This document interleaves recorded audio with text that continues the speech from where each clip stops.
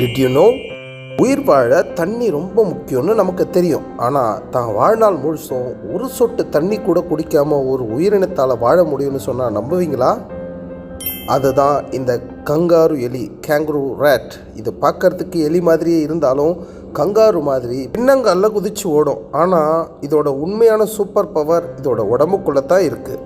இந்த எலிங்க சாப்பிட்ற காய்ந்த விதைகளில் இருந்தே தங்களுக்கு தேவையான தண்ணியை அதுங்களே தயாரிச்சுக்கும்.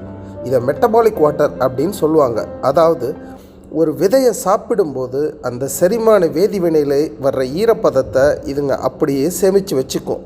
வெளியில் ஒரு சொட்டு தண்ணியும் வீணாகக்கூடாதுங்கிறதுக்காக இதுங்களுக்கு வேர்க்காது.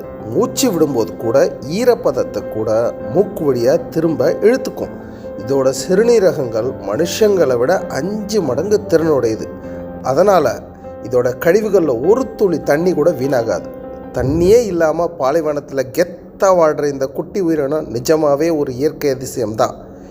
இதில் முக்கியமாக கவனிக்க வேண்டியது என்ன தெரியுமா? உணவே நீர்.